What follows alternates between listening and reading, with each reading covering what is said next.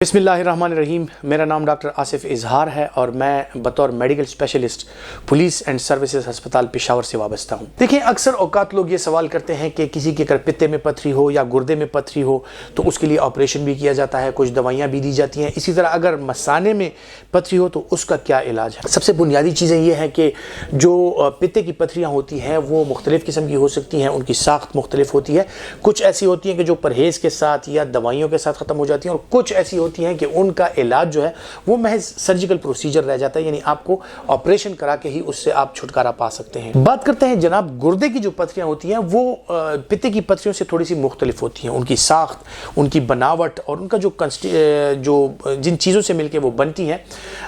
जिस तरह stone analysis हम कराते हैं उससे पता चल जाता है कि किस चीज़ की पथरी है। सो मुख्तलिफ बायोकेमिकल चेंजेस होती हैं बॉडी में जिसकी वजह से गुर्दे की पथरियाँ बनती हैं। अब गुर्दे की कुछ पथरियाँ ऐसी होती हैं कि अगर वो छोटी हों, उनका साइज़ छोटा हो, तो आप महज फ्लूइड इनटेक बढ़ा के या मुख्तलिफ़ किस्म की दवाइयों का सहारा लेकर या मुख्तलिफ़ किस्म की चीज़ों से परहेज़ करा के, कि जिस तरह यूरिक एसिड के बने हुए स्टोन्स हैं तो हम यूरिक एसिड की दवाइयाँ या उसके जो परहेज़ हैं वो पेशेंट को समझा देते हैं, उसके साथ फ्लूइड इनटेक बढ़ा देते हैं, तो ये पथरियाँ जो हैं ये डिज़ोल्व भी हो जाती हैं। कभी कभार छोटी पथरियाँ गिर भी जाती हैं। कुछ पथरियाँ ऐसी होती हैं कि जो कि गुर्दे में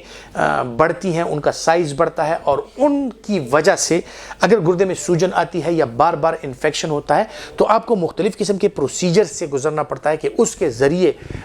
ये पथरियाँ जो है आपके गुर्दे से निकाल ली जाएं। उसमें जो सबसे बुनियादी चीज़ है, दवाइयों के साथ अगर असर नहीं हो रहा तो लिथोट्रिप्सी यानी extra corporal short wave lithotripsy, जिसे लेज़र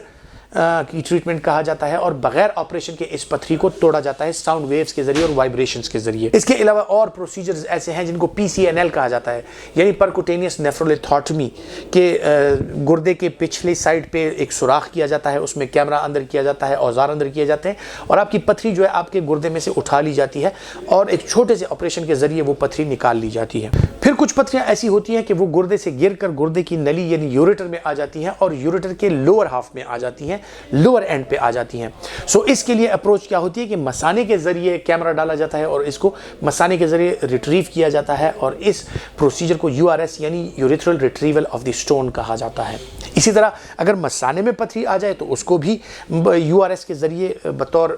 एक सर्जिकल प्रोसीजर उसको रिमूव किया जा सकता है। लेकिन जो छोटी छोटी पथरियाँ होती हैं 5, 6, 7 mm, ये अक्सर औकात ऐसे होता है कि इनका मसाने से गुजरना जो है वो ईजी होता है और इसके लिए हम मेडिकल फ्लश आउट थेरेपी देते हैं, दवाइयाँ देते हैं कि ये फ्लश आउट हो जाए और ये निकल जाए। तो इनका अखराज जो है पेशाब के जरिए भी हो सकता है और बहुत सी पथरियाँ ऐसी हैं कि बगैर ऑपरेशन के या तो वो दवाइयों के साथ डिज़ोल्व हो जाती हैं या दवाइयों के साथ मेडिकल जो थेरेपी है, फ्लश आउट थेरेपी है, उसके साथ वो छोटे छोटे स्टोन्स जो हैं, छोटी छोटी पथरियाँ जो हैं, उनका अखराज हो जाता है। सो गुर्दे की पथरी के लिए बाज़ औक़ात कुछ पथरियाँ ऐसी होती हैं कि जो गुर्दे के पैरेन्काइमा यानी गोश्त के अंदर होती हैं, बड़ी पथरियाँ होती हैं, तो उनको बज़रिए